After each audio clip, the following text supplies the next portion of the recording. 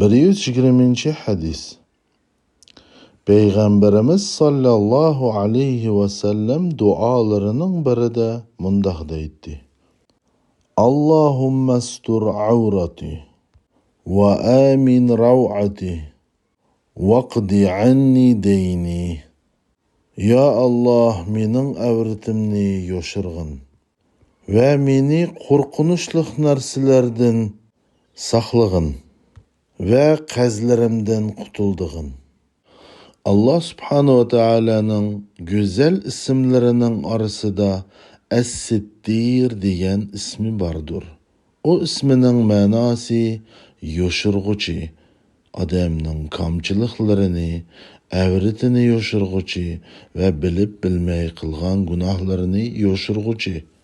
Bir kuni Peygamberimiz sallallahu aleyhi ve sellem minbarning ustiga chiqib Allah'ni maqtashlardan keyin mundaq deydi: İnnalloha hayyun sittir.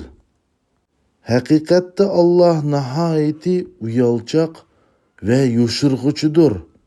Yuhibbul haya ve sitr. O uyalchilikni ve yoshirinlikni yaxshi ko'radi. Fa iza igtasala ahadukum falyastatir.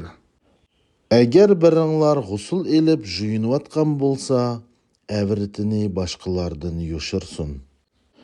Baxtga qarshi, bugungi kunda ko'plagan qarindoshlarimiz uyalmay bir-birining oldida avratlarini ochib yurganlarini bayqasak bo'ladi. Erkish odamning avrati kindik bilan tizning orasida bo'ladi. Ayol kishining avrati bo'lsa, uzi bilan qo'llari bilaklarigacha avratga kirmaydi. Qolgan butkul teni avrat deb hisoblanadi.